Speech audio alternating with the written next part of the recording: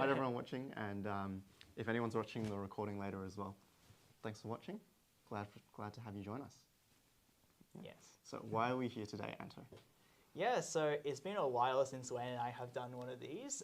Anyone who's been there from the start may remember that back in the day, which is not actually that long ago, a year ago, Wayne and I used to record some podcast episodes and stuff like that. We tried to record some updates, letting people know just what things were going on with Atlas, and also for us to create some educational content where we sort of discuss various ideas in teaching. And I think it was a good chance for us to reflect on what we're doing as well, because we're sort of here day in, day out doing the same old crap, and having a chance to actually look at the big picture and discuss it is good. And now that we've been doing this for 18 months, I think it was an appropriate time for us to decide to reflect once again. Yeah, I think things just got very busy.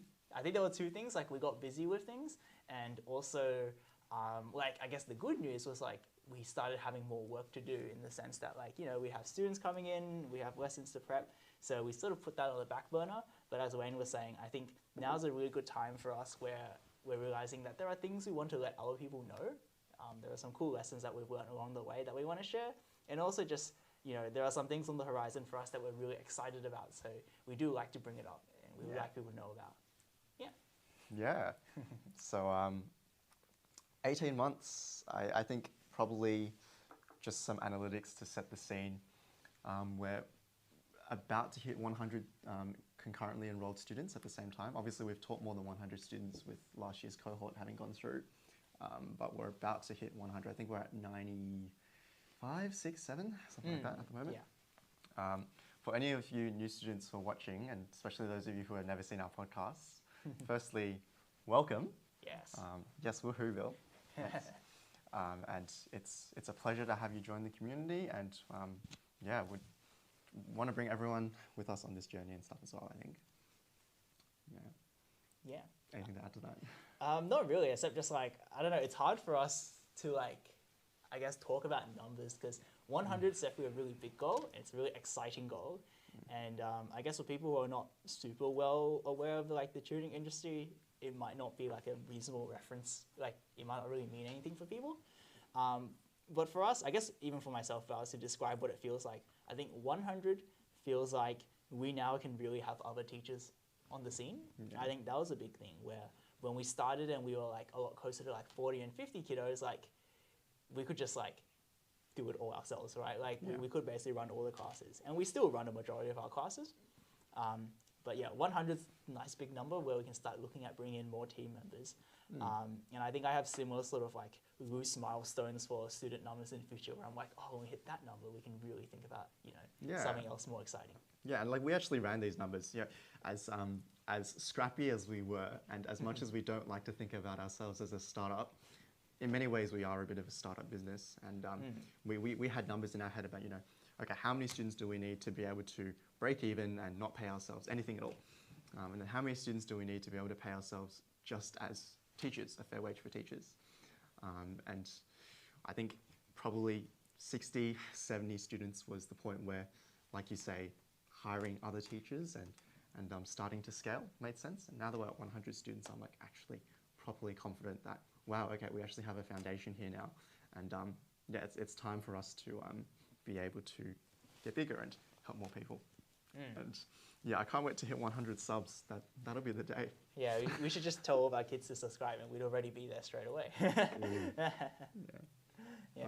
I think the first thing we want to say is just, honestly, a big thank you to everyone in the community, because this is our livelihood right now, and it wouldn't exist without, literally everyone, right? I think as much as we're here doing the work, there's plenty of people to thank along the way. That's all of our staff, past and present, anyone who's ever worked with us, all of our students, parents, current parents, ex-students who have been through here, even anyone who hasn't studied here but has sort of been involved in the journey and sort of listening along. That's been pretty mega for us, I think. And I think going forward, we definitely want to continue to build the community to be bigger and bigger. And yeah, those of you who are really day one, what are they called? Day one OGs. Oh, yeah, sure. OGs, yeah. That's pretty big as well. Yeah, I think for sure. Like on that note, as Wayne was saying, like we are definitely really grateful for everyone who passes on the message. I think, because I think it's very easy to just I guess if you're a student, for example, it's very easy to be happy with what's going on with classes here if you already study with us, or as a parent to think like, okay, cool, these guys are helping out my kid. I'm satisfied. And sometimes it's a bit awkward to let other people know. But it really makes a difference because we always hear people from all sorts of weird places, but they turn up and I'm like, we're like, oh, how'd you hear about us? And the progression in terms of how they found out about us is, very, very odd. And we owe it to a lot of people who kept the chain going in a way, to keep that message on essentially. But yeah, really grateful for that. And it just means, for those of you who are listening who do like what we're doing, I like to think that we kind of have an honorable goal with what we're trying to accomplish with Atlas.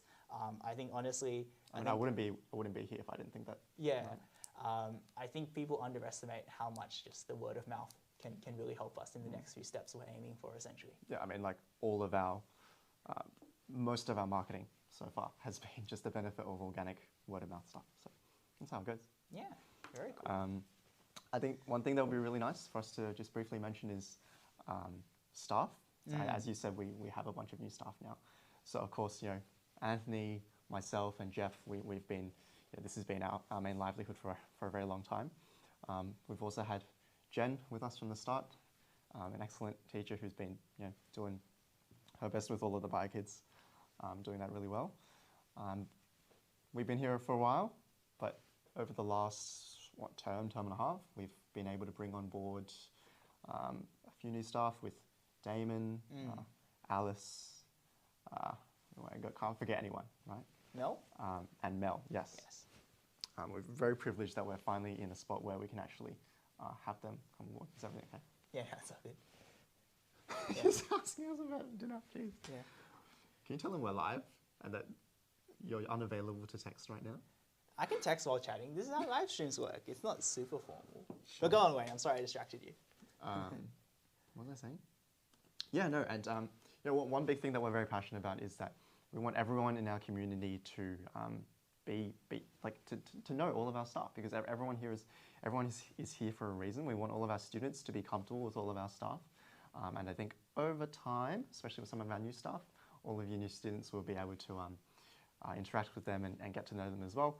Every single new staff member that we bring on board is someone more with life experience that's unique to them, that you as students can learn from, right? And that's a huge advantage with helping the centre grow.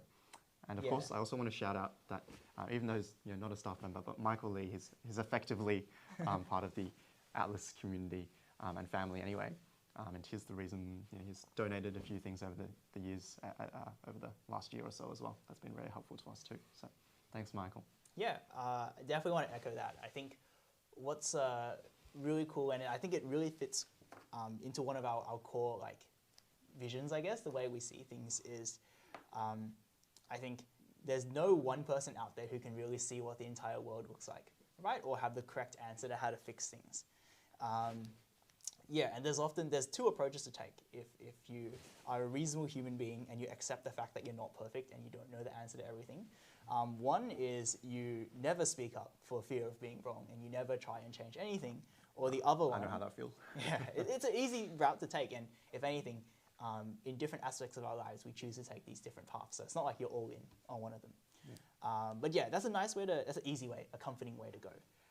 But obviously the other pathway, which is more difficult and involves a lot more work, is to say, if you still really want to make an impact and try and change things, even though you know deep down you don't really know the full answer, then compromise and understanding is the only way forward. And that's why meeting more people is it's super important. It's why I don't just be I'm just not just thinking who can be a future staff member? Okay, outside of those people, I don't need to talk to anyone else, right?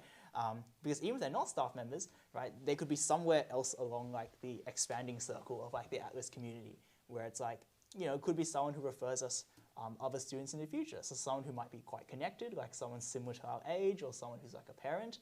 But further out, it could just be someone random who just wants to give good advice. I think there's always value talking with people and expanding our network. And every one of our core staff members, including Michael as well, in his advisory position, has helped us, expand our core vision of what we've already been, convinced of and have strong convictions about in terms of how to make education better. But for each of those other staff members, they've also sort of shone an extra light onto other facets that we may have neglected or not really thought about as much. And so I think, to be honest, I'm quite confident to say that, none of us has a full perfect answer, but I think Atlas as a whole, with all its community added together, I think we're the closest. I think we have a very strong picture of what would be a great way to go forward to improve the education system, and that all comes from continual commitment to always be open-minded. Yeah, I think it's really naive to think that you have all the answers, especially if you're 21. Yeah, of course. Right? So definitely, there's something to learn from everyone, for sure. Yeah. Yeah. Cool. Actually, on that note, is that my personal journey, I know Anto's has always been a bit more confident and a bit more able to put himself out there. For me, I think it's taken me a while to get to a point where I'm comfortable doing that, and it's probably still pretty recently as well. Now that we've actually gone through, we've done the day-to-days, and we've thought about things and continue to reflect and continue to revise and make things. Now I'm at a spot where I'm also comfortable to, share and receive further criticism and use that to help us grow. Absolutely. Yeah. I would love for us to share our vision and our mission, because I think we're finally at a point where we can do that. Yeah. Nice. And it'd be a good reintroduction for some, introduction for others, in terms of essentially the big question, why do these guys care so much about teaching science? But yeah, I think the important starting point, I guess, what would be a nice place to start? Let's start with the really... Oh, yeah, go on. Do you have anything in mind? I was just wanting to say that I'm here because I want the stuff that I do every day to be something that I believe in. And, what is it that we believe in? It's the vision. Yeah, that's a good point. But now I want to elaborate on that before I go into the vision. I think. Sorry. No, it's fair.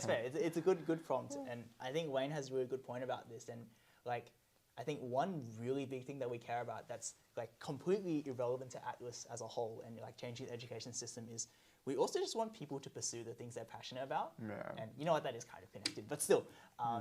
And we come from a background where I think a lot of students, a lot of people our age do pick very safe paths to go ahead in life. Yeah. And that's fine if it works out and it's fine if it makes you happy. But I do think there are different types of people out there. And there's going to be a certain group of people, maybe a minority, who, they can find something quite satisfying if they go off the beaten track. And now that I think, done something along that path, and I've found a lot of fulfillment and happiness from it, I feel it's my obligation to continue to, be that lighthouse and just keep mentioning that this thing exists. You're a lighthouse now? Yeah, Trailblazer, lighthouse. Yeah, No, it is very accurate though. But I think the important thing is... We're not encouraging everyone to go start a business, by the way. That is not... Yeah, exactly. To clarify, that is not what we're saying, but it is very much a case of we're quite privileged to be in the position where we don't necessarily have to pick a conventional career path in order to, have food on the table. And I think most of our students and the people that we've interacted with as well probably share that same privilege, but have yet to realize that that's an option for them. And it is definitely a big part of what we want to do. I remember you said this a few months ago, that we want to be able to give students, firstly help them find what they're passionate about, then give them the conviction and the skills to go out and pursue that, right? That's what you said. And have the greatest chance of success, yeah. Yeah, and 100% I back that, for sure. That's the vision. It's to be able to provide the environment for every single student out there to be able to realize and develop on those goals. And we think high school's the best place to do it. And we've got other things in terms of how we go about doing it, but I think that's the overarching vision, isn't it? Yeah, I absolutely agree. And I think even just to throw out some key features out there in terms of what sort of person might want to look at going into these pathways, I do think there are some pretty distinctive characteristics. You should look at the camera, by the way. Yeah, true. But yeah, I think there are some pretty telling signs. different for each person, obviously. But I think one really big thing is, I think, a very strong conviction and desire to see change in the system. I think, where I think it's being the sort of person where you're almost destined to be frustrated if you work an ordinary job, because not a lot of workplaces, have things perfect, and we're not perfect either. But like, every big organization has its difficulties, has its obstacles, and there are a lot of people who are able to fit into that and play their role. Now, some people might have no bigger plans for change. Other people might be happy with instigating a small step forward in the right direction over the course of their career, through gradual changes in the system.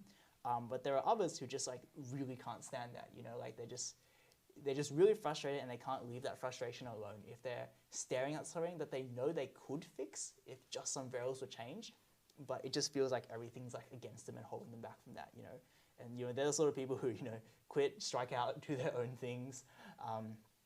But yeah, I think if you sort of have that feeling when you're sort of out there trying to work in a more traditional environment, I do think it's important. I think you owe it to yourself to consider it. Yeah.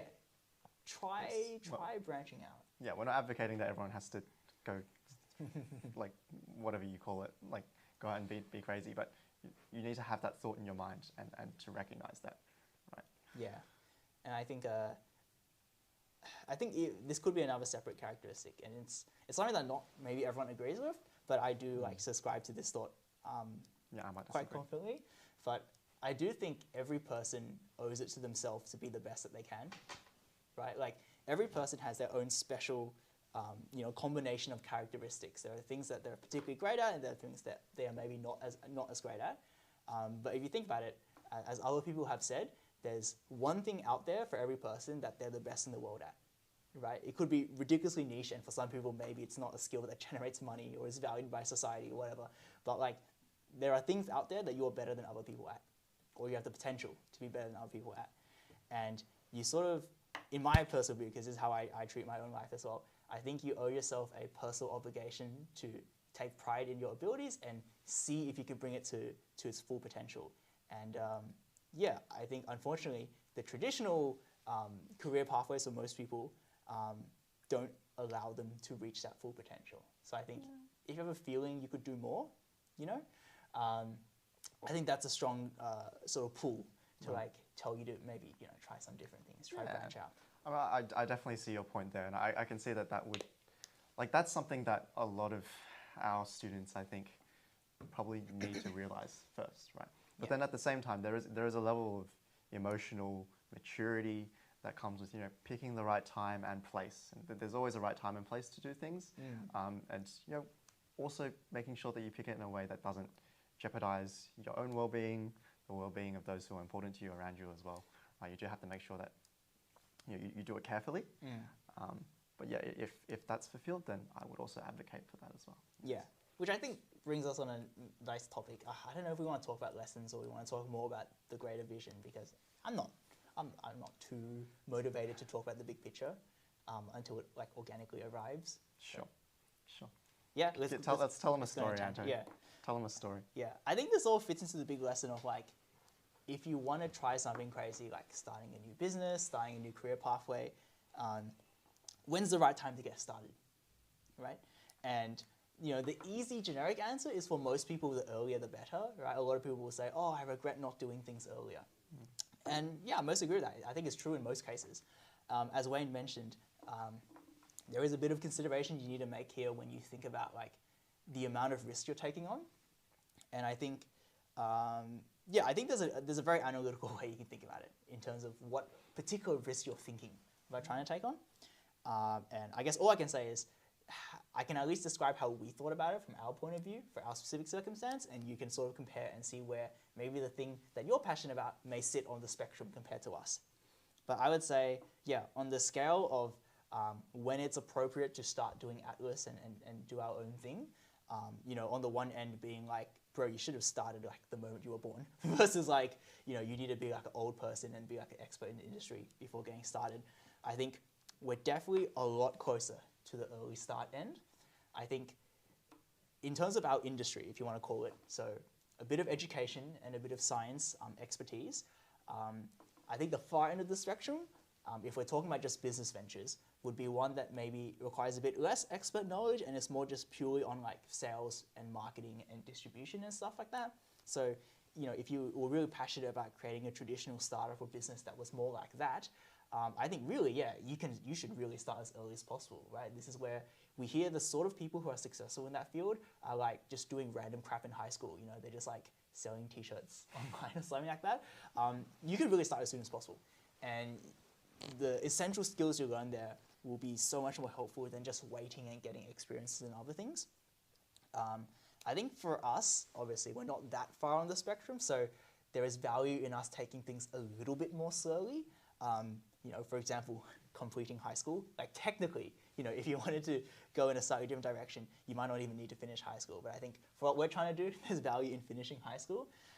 There's probably value in at least getting a single university degree, although that is not essential, right? But we're sort of in that position. And for us, those years we spent training up before starting the business straight out of high school were definitely essential for giving us the necessary skills. But we also could have gone even slower. Like we could have done this 5 years later. Yeah, I mean that's the traditional model. Like people actually start this after they've completed their uni degree. They can commit full time to it.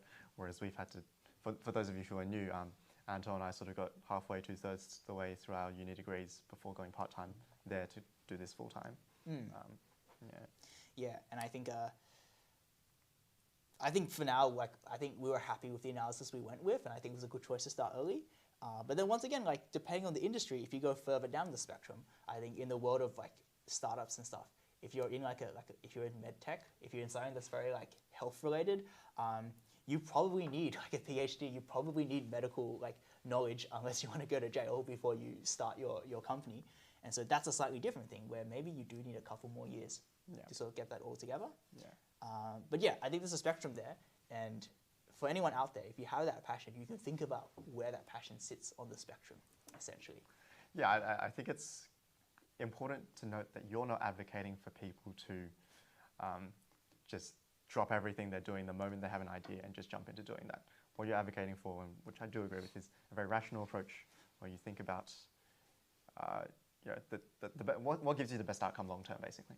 Right? And it's important that you actually think through that before you go on a venture, before you commit to and close off any other options for yourself, I think. Yeah, absolutely. But yeah, no, I think that's a good point. Yeah, I guess maybe to backtrack, let's talk a bit more about what we're actually trying to do here. That was a bit of a long tangent, my friend. Yeah, but hey, No, if we're just sharing interesting ideas, It is a very good I'm start, happy I just like to chat. But yeah, going back to it. So we decided to jump into this and just start doing it, and I have very little regrets about that. Oh, absolutely, yeah. I wish I did earlier. Maybe not too much earlier, but 6 months earlier. If we're really into the timeline, I reckon 2 years out of high school and feeling enough like frustration with things not working properly in the system, I reckon I could have jumped for it after 2 years instead of 3 if I want to be super precise and speed run my way through it. What's a year between friends? You know, what I am very proud of though is the fact that we've done this by getting our hands dirty the whole time. Oh yeah, right? yeah. Like we've been here every day doing shit. We talk to every single student one-on-one. You pushed for this really hard at the start, and to be honest, I wasn't convinced, but it was Anto's idea to have the one-on-one consult with every single new student who comes in. And yeah, in hindsight, I think that was perfection. I think that was exactly what we needed. That was perfect for the students, obviously, in terms of getting a good experience and having everything communicated to them properly. But I think it was also very good for us as well. Like it really got us into talking to the students and working on those skills as well, I think. Yeah, and I think it is another lesson in sort of looking back, reflecting, and working out what your particular strengths are.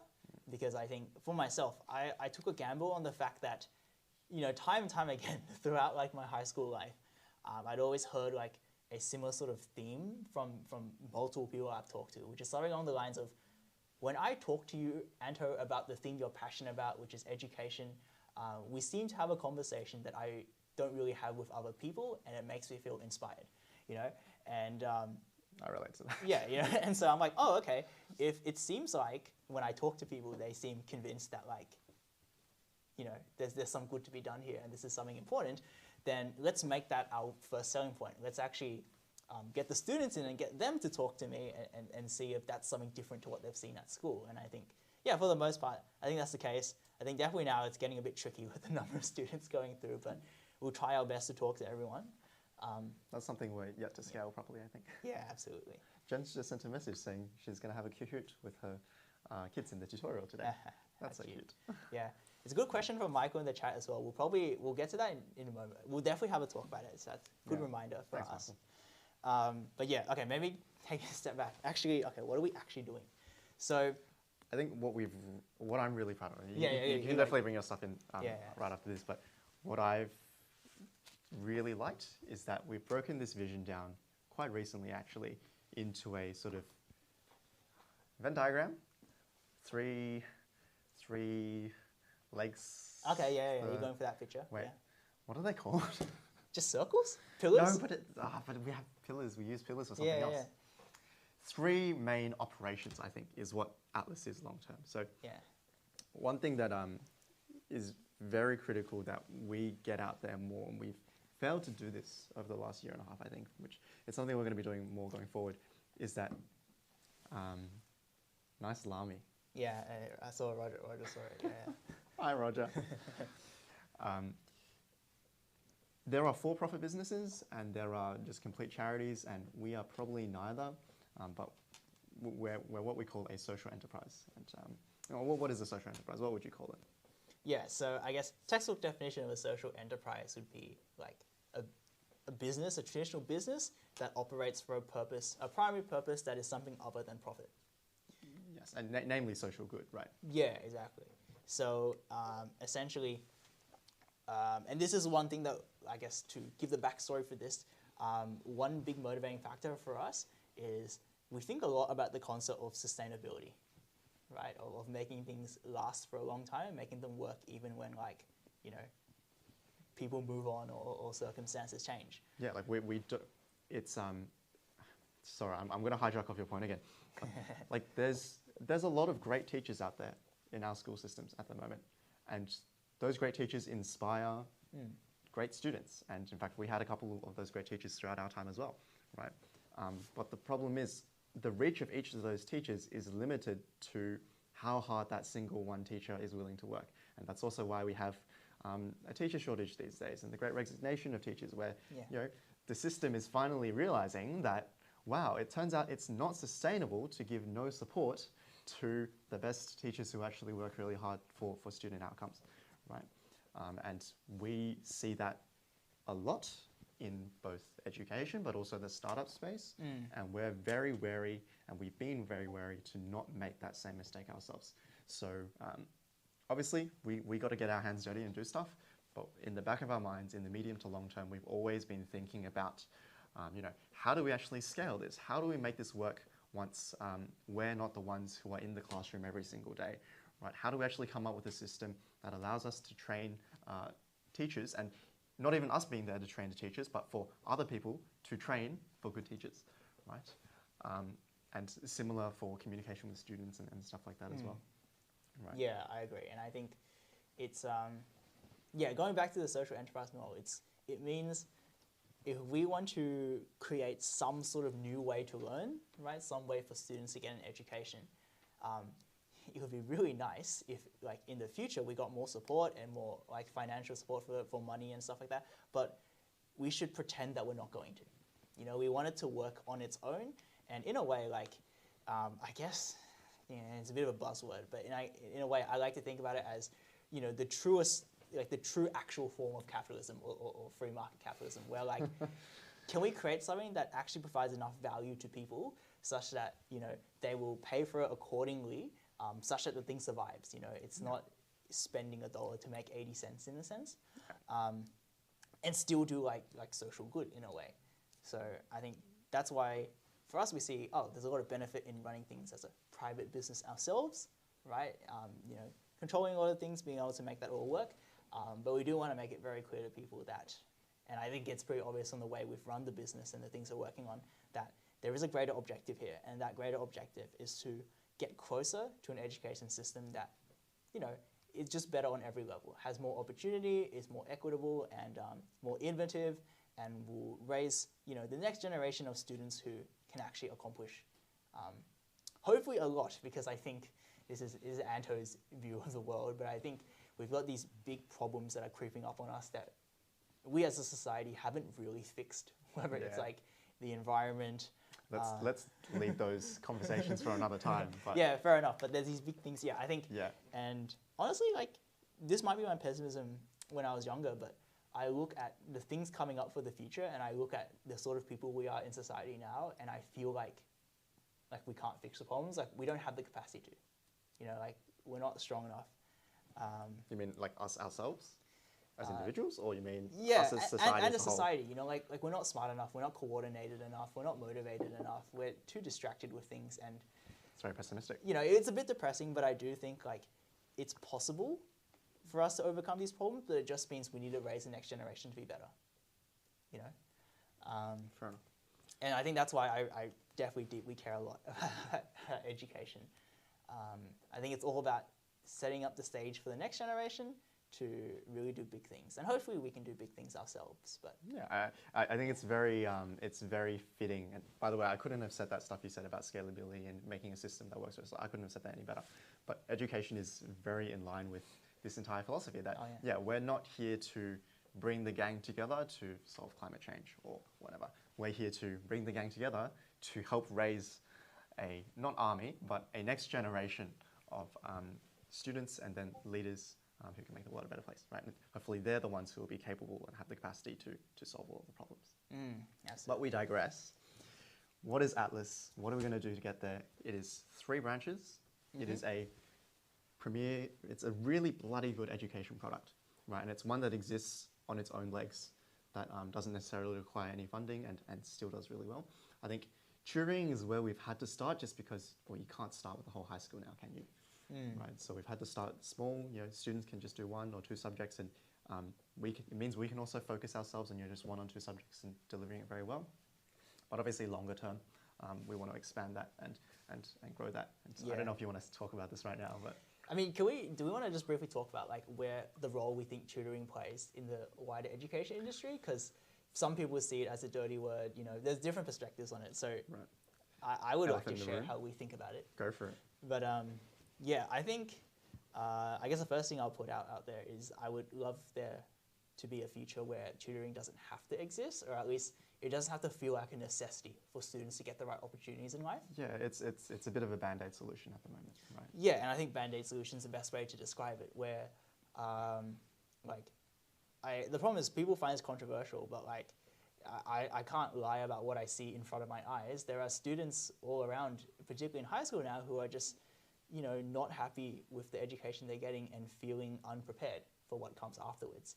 And, you know, even if we don't point the finger at any particular like organization or group of people, it's undeniable that there are people unhappy with what's going on. And so for us, like, we can work on the big picture solution in the long term. You know, we can try and change things from the inside, and we still believe that there can be change on the inside. But like, we just want to like fix and help the people right now as well. And maybe that's a big, you know, it goes back to the sort of character that, you know, you might have to be to do something a bit out of the world like this. Where I felt this very strongly myself, where, you know, people kept asking me, even when I was graduating high school, people asked me for help. I was always asked for help in terms of like students, you know, not understanding what was going on at school, being stressed about their subjects. And I really felt like very frustrated that I couldn't help that many people. And yeah, even the years later, even at uni and stuff, I just kept being frustrated that like, oh, I was doing this science degree and I would eventually move into research or something, but like in the present day, I wasn't actually helping anyone directly, or at least not enough, in my opinion. Yeah, you're frustrated a lot, but I totally see what you mean, right?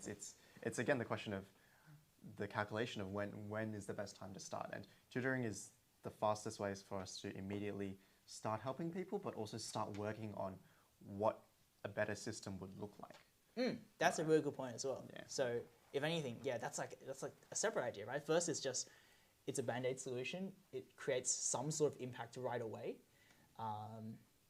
And I don't want to understate that as well. Maybe I'll just dwell on that for just a second, because we've really felt it this year where, we're realizing like when kids come to our class and they're like having fun and they're laughing, they're smiling, they're feeling better about their subjects, like we're actually helping people. That's the thing that's like kind of crazy. And I think it's hard for like maybe outsiders who are maybe not that passionate about education to realize, but like we are actually having a tangible effect on people's happiness. And that is such a big deal, where I think that makes it so much worth it, so much more justified that we're doing this right now. Yeah, and that's not something not usually talked about in the tutoring industry because of all the taboo and stuff, but you're exactly right. I strongly agree. But yes, the second point that you mentioned, absolutely correct as well, which is you can't just skip straight to the fixed system. I guess that's how other interventions fail in the past, when once again someone thinks they already know the answer and they just tell everyone to listen. Yeah. We don't know the answer either. We have a good idea of the direction we want to head to start to know the answer a bit better. And yeah, when we talk about this amongst ourselves, we describe the tutoring center as sort of a research lab, essentially, where we can actually put our theories to the test and try things with our students and really like prove in real time what works and what doesn't work, and to get better, and to slowly evolve to a system that we can share with others, implement on a larger scale, and hopefully expand out. Yeah. And so it's almost like the way we think about it is our future dream of like, an improved education system. It won't be like nothing happens for 20 years and then suddenly breakthrough and then the system changes. It's more like everything's a step change in real life. It's this organic growth, right? Like the system will get better slowly because we're just going to keep getting closer and closer to it, essentially. That's what we hope, essentially. I have so much I want to say about that too, but we're already 40 minutes in. Yeah, that's true. This was meant to be half an hour. But Atlas is that education product. It is, I think I'll lead it to the next one, which is there is education research that exists and there are education authorities and things, but at the moment it does seem like there's a bit of a disconnect, and you always point this out, between, about how to make education better as well as for what's actually going on real time in schools around the state at the very moment, right? Yeah. It's the reason why anytime there's a new education policy implemented and you see like an article about it on Facebook, all of the comments below it are from existing teachers talking about how this is completely disconnected to their actual experience as teachers. And look, I wouldn't say we had the solution to that, but it definitely does sound like something where you need a more integrated, let's say, research lab, as you say, with the actual place where it does get implemented, right? And better connection between the researchers and the teachers as well. Yeah. Right? And hopefully that's something that we can build towards. I think that's our second sort of branch in terms of what we want with the social enterprise. It's either becoming or at least helping integrate education authority more with actual education practice. Right? And then the third branch as well is that, look, the elephant in the room, I think, with tutoring is that it's a rich man's game, right? And same for private high schools as well, right? It's privilege, it's money, and that's not something that sits the best with us, but we do also recognize we need to come up with a system here that exists on something other than donations. Yeah, and I guess, once again, in terms of like sustainability, if the people with this current generation, if the strongest people are the ones with the privilege to start with, then, hey, you know what, maybe they're the best people. Like, if we want to raise the strongest people who will become teachers in the future to come back and help the next generation, a good amount of them are probably going to start from a privileged position. You're not going to start, you're not going to get people who come from places from absolute disadvantage to 100% make up, the force that changes things. Although, obviously, it's good to have a bit of diversity, and I think people who come from more hardship have their own special, I guess, traits from coming from that background. Oh yeah, they all diversity is incredibly important because you get people of all skill sets and backgrounds, right? But yeah, that is something where we also want to do something immediately as well. Right? I don't want to spend 10 years here making money and then decide to reach a point where we give all that money away. Right? Instead, we want to build a system where we can start helping people as soon as possible. And so the third big branch of Atlas is about social impact and programs like that. And in fact, I think this is a great segue to Michael's question about our partnership with Epping Library. Do you want to take over? Yeah, sure. So one of the exciting things that we've just started very recently with ourselves is essentially trying to expand out and work with other organizations. That's sort of the general description of what we're trying for, because as Wayne says, we have our premier tutoring product, which is good for the students who can already access it. But like, I really want to, reach other students as well, right? And importantly, when we work with other organizations, we can hopefully get in contact with other passionate people and work together with them as well. But anyway, one of the things we realized is... You can tell this is something Anto's super excited about. I think one of the things we realized, and this is not ourselves alone, we'll give Michael credit for this as well. He gave us some really good ideas when we were chatting back and forth on this, is there are a lot of untapped resources in the community right now. I think libraries are a really big example of that, where I think partially because of, partly for COVID reasons, but also just the nature of our society changing, we sort of lost contact with these, public resources, these public institutions, and we're not really using them as much as we used to in the past. And it's a shame because I think there's a lot of value there. Importantly, once again, for people who may not have as much access as others, right? For people who have access to all the private tutors and all the resources they want, they don't need the library, but the library could be such an essential thing for people who, who don't have those other things. Anyway, point being is, for us, we definitely care a lot about... Yes, Bill. Yes. Yes. Indeed. We care a lot about reforming the connections that have been lost in the past, and yeah, the library is a big one. So we've reached out to Epping Library. They were very open and very great to work with. And essentially what we're doing now is on certain days during the week, we just have one of our Atlas staff members come down there and hang out in the afternoons in the library with just a little sign. And we essentially just say, anyone who wants to ask us questions about high school science, if you have other topics, we'll try our best anyway, but that's not our expertise. But yeah, we'll help you for free, basically. Yeah, you're hoping that kid was Maths Olympiad the other day, I reckon. Yes, right. Yeah, we hopefully I'd be able to do a bit of maths. But yeah, we're just helping people for free. There's really no bigger gain outside of that, except for like maybe more people know we exist. But we're not really trying to do it to scout students. We're just trying to create more environments where students feel comfortable to come in and study and ask for help. And we hope even for our own students who study with us, they will also feel more comfortable coming to the library if they know more of us are there and they can use that place as a public study space. Yeah, for sure. And like, I'll be honest, at the moment it's a small thing. It's a small thing that you do on Friday afternoons, right? But what this looks like going forward, and I think time frame 12 months is where we'll definitely be doing at least something on this front. Is what this looks like is more partnerships with more libraries and community groups and things, and use those spaces as well as our existing Atlas resource, both intellectual property as well as all of our staff and human resource, utilizing all of that to try reach people with a tutoring product that is much more accessible, but at the same time not watered down, not like a class of 40 or something like that, that maintains all of the same values that make Atlas good, right? So for example, classes of 10 and teachers who are actually teaching subjects in which they're doing uni degrees for and things like that. I think that's definitely something that's realistic for us to work towards over the next 12 months. Yeah. I'm very excited about that. I was doing the numbers on that a couple of months ago, and it was exciting to see just how close within reach that was, I think. And of course, we also want to do all of the other classic things like scholarships. I think we've very recently finally drafted up some plans for scholarships at Atlas, and we've enrolled one of our first scholarship students recently as well. That's another immediate thing that we can do. I don't think scholarships are a scalable system, but it's something to start with, I think. Absolutely. And I think all these things, it goes back to our idea of sort of testing things out now, which is, we just got to try them out, see how they run, essentially.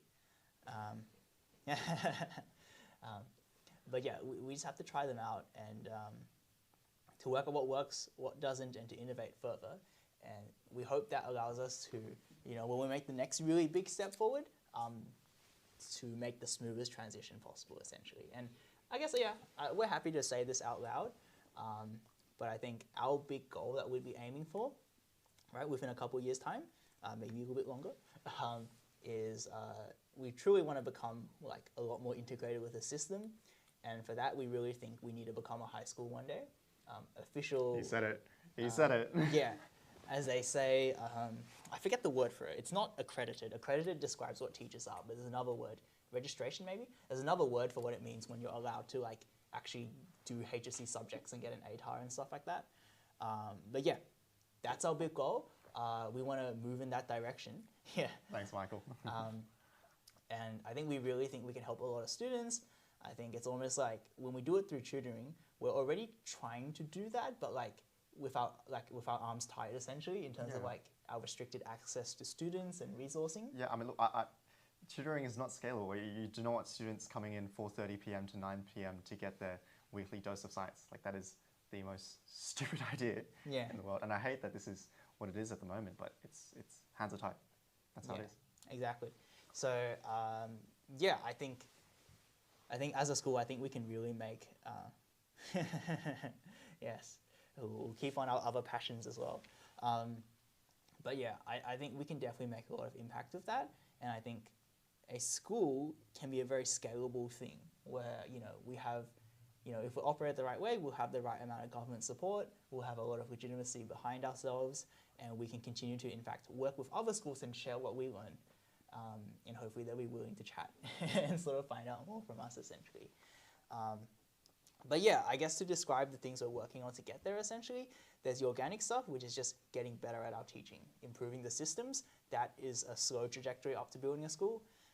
But the other stuff is, I guess, the other big thing is probably bringing together the right people, right? So we actually had a discussion about this very recently in terms of thinking about what sort of milestones or obstacles stand in our way of creating a high school. Right? Shout out to Michael and Jackson. Yeah. What the biggest difficulties will be. And yes, there's a bit of scalability and systemization. Money is a big one, obviously.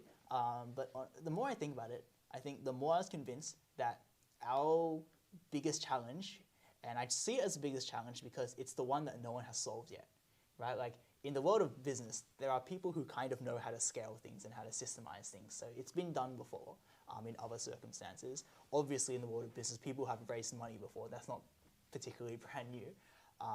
But I don't think anyone has really worked out how do you bring together a team of really inspiring people who truly believe in changing the education system and train them up to be basically the best in the entire state and assembling them together and, getting them to, basically be the backbone of the school.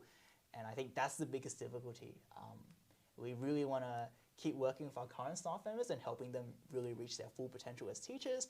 And we're always on the always on the lookout for other people we can bring on to hopefully, become part of that team one day, essentially. Yeah, and just to mention to the 14 of you who are watching, thanks. two of those are us. Yeah. And anyone watching the recording as well, obviously. It's good to have you here, but it would also be even more epic if anyone that who is interested would potentially be interested in this journey for you to bring them on board as well. I think that would be the best thing. But and yeah, I think an important note on that, they don't have to be a high school teacher right now, right? I think they would have to get NES accredited one day if we do become a school. But I think one thing that's really exciting for me, it's a bit of a challenge, but it also excites me a lot, is I don't think the sort of people who we want in this job, I don't really think a traditional career exists for that sort of person yet. Because it's not really being a high school teacher in the sense that you're doing the traditional roles. It's also not just being a tutor. It's not really being a business person or an entrepreneur. It's not just being a researcher or an academic either. It's sort of like this hybrid role where you're really, you've got a bit of experience in a lot of these fields, and the only thing that's really common is you have a really strong conviction to, make a difference and help the next generation of students. I think teachers are fundamentally very interdisciplinary. So Yeah. The most likely person is still a teacher, but they've just got further skill sets and convictions, I think. Yeah. But I think it means if you're not a teacher now, I don't think you should rule yourself out. That's true. And I think if you're inspired to make a difference, and before in the past, you wrote off teaching and you thought, oh, the system's broken, I can't change anything at all, maybe reconsider it, or maybe we could do something different. Shout out to Alice and Mel who have started their journeys on their Masters of Teaching. Yeah. But yeah, I think, like with many things in life, this is just a random big picture lesson. Most things don't go well not because they were doomed to fail, but because of the execution. So I think there are a lot of people here who are not on the teaching pathway, not because teaching is not for them, but it's just because the experiences they've already have or the experiences they think they will have are stopping them from giving that a shot. Yeah. And yeah, I that's not something that's intrinsic to the profession. And I think that's something that, although we can't change the system straight away, I think we've done a pretty good job of, at least in our tiny bubble, making an environment that maybe is a bit different and a bit more isolated from the problems of the greater system. And that's a bubble that we hope to expand over time, essentially. Yeah, well, we're trying to build a space and an environment, a set of resources where our staff and students can flourish. Yeah. Yeah. But yeah, I think that's enough on the big picture. no, I like that. I think it would be really nice for us to move to our final point to wrap up, because it's almost an hour. Yeah, I agree. But I would love to talk about, look, the fact is that it's taken us 18 months to get here to 100 students, which honestly, from a business standpoint, in my opinion, is very slow. I think we chose to do this slowly, and the reason for this is obviously we focused on the product, and I'll be honest, I wasn't, Anto's always been more of the vision at Atlas, and I make no claims to stealing any of that away from him. But one thing I wasn't convinced about at the start was, firstly, the fact that our product would actually be able to attract the right people that it needed to. And I guess I wasn't as confident and secure in our values and consistently going on with that messaging and stuff. And yeah, I'm glad that you've continued to push for us to focus on product and focus on our values and communicating it. And now we're at a stage where we can actually really double down on that and really spread that, which I'm so proud of. Yeah, and I think there's an important lesson in that, which I always need to remind myself of every time, which is, you don't often see success from something straight away, and it sounds very obvious, but to relate that to what we saw, I honestly think we were doing a lot of things right from the very beginning, even though our growth wasn't there, right? So I think our students were genuinely supported, and I think they got a lot of value out of what we were doing, particularly that first cohort that went through the HSC last year. So I think we helped them out a lot, but we didn't really see any immediate benefit from that, right? We had the classic difficulties of these kids, their other friends in the same year are about to head into HSC. They're not really going to jump ship and start tutoring now or do anything crazy like that. So, there were times where I sort of felt what's the point of trying to give them a good experience, in the sense that that never will translate to them bringing, for more students coming in. So we sort of just did it for the sake of this is what we believe teaching is. Yeah, I think the classic business point of view is that you don't get any more return from that student, why bother? Yeah, exactly, right. And that's not something that we've stood for at any point. And the payoff from that, as you say, is not immediate at all. But long term, it's about building, and that's what we've done. Yeah, exactly. And it took us a whole year, basically. I don't think the growth really picked up until this year. Yeah. And yeah, although we've been more conscious about trying to grow in this year, trying to do a lot more things, I think what I've noticed, I guess, it's almost it was only half of the step, where if there's how do I say this? Let's say there's a progress meter in terms of convincing students they want to join you, right? And they start at 0% if they don't know you at all. All the work we've done in year one was essentially meeting students who were 0%, trying to get them to join us and failing because we can't bring them to 100% straight away. But the remnants of that from our first cohort of kids who graduated, said good things about us, passed it on to their friends, and just the continual goodwill we were building up meant that in our second year, when we were more well-known and people had spread the word, the students we started reaching out to were maybe 50% of the way there. And so our conscious focus on growth, even though it's definitely a big lesson, maybe to spread to people that you should, think about growth and think about what you can do to show that you have value to other people. That was just a 50%. The kids were already, pushed forward. We were starting from an easier position. Maybe that's a nice way to say it. it's been easier for us to get students this year than last year because of the groundwork that we set down. Yeah. But yeah, so I think I'm quite happy with our focus on product. You know, you can always try and optimize things and say, oh, maybe we did a little bit less product and focus on growth a little bit sooner. But I do think time is another factor. So that was another helpful thing. And it will be easier next year again. Thank you, David. Yes, yeah. I agree with that. I hope so. It bloody matter. I mean, if anything, it gets easier every term. So it does. No, this has been the best term so far. Clearly, welcome to the new 10 students. I do really like that, and I've been guilty of this as well. Where, you know, at times I've had the thought that, you know, our focus is not like what the focus of a traditional tutoring center would be, right? They'll take any money they have and throw it into some marketing, and continue to do that and grow first and focus on actually making the best thing a bit later. Because as long as you're getting new students coming in the door, it doesn't really matter, you know, how many are sticking around and things. So it's a much more sort of short-term minded view, whereas we've not done that, and it has been more painful. But long-term, it's better, and we've stuck to our values, which is also a bloody good thing as well. Right? Yeah, for sure. But yeah, and I guess maybe just the one last thing I'll add to that, just to go full circle back to, because I think if there's one useful thing that I hope people listening to us can realize, it's if they work out that they actually secretly want to be a bit more entrepreneurial or do their own thing as well. So I kind of want to keep jumping back to that topic, but another characteristic that I think might make you a good fit for this sort of pathway is, it's a classic phrase they use in that sort of startup world where it sort of describe, you know, if you want to make your product good, if you want to make your product actually stand out from the competition, it needs to be 10x times better than everyone else, right? It can't just be like a little bit better, because the clients, the customers, they're not going to tell the difference, right? Unless they're like super well informed, and if like those guys are minorities, right?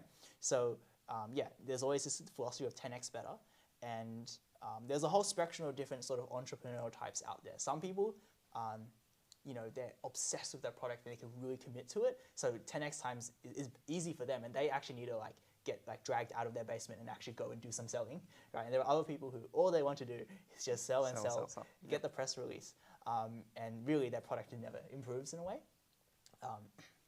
But I think it's better to be on that other end of the spectrum, to be really in love with your product. Yeah. And I think a good characteristic, which I think we definitely emulated, is like we naturally already want our product to be 10x better. Like we wouldn't just do that because the business advice tells us to.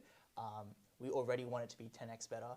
Yeah, I wouldn't want to be here if we weren't doing that, right? Yeah. Yeah, exactly. And I think if someone out there listening recognizes that in the passion that they have, that they don't want to just, you know, it's not just like, oh, I have fun doing this and I want to do this. It's more just, I have fun doing this, practicing it, getting better at it, and I really want to see myself becoming absolutely amazing at this, and I could always put in the work to do this. I think that's a good sign that that's something that you could turn into a product, essentially, if you wanted to. But yeah. I don't think you ever set out to be a entrepreneurial educator, but here you are, trying to make future entrepreneurs. I reckon that's time's up. It's been about an hour. Thank you all for coming. We appreciate it. Thank you for joining us on our journey so far, and I'm so excited for what the next 18 months holds. Yeah, we barely touched most of the topics we were going to talk about, but that's all right. It just means there's more to do in the future. Yeah. And the TikToks, they're paused for now, but nothing is ever over, David. So oh, yes. We'll see how that goes.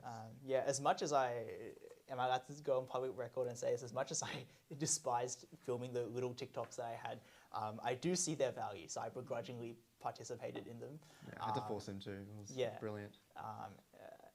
And kicking and screaming. Yeah, I'm definitely happy to bring that back as well. Hopefully when there's people to drag me in place and tell me what to do. But yeah. Hi, David. All right. Well, thanks for joining. We'll see you all next time. Bye, guys. Bye.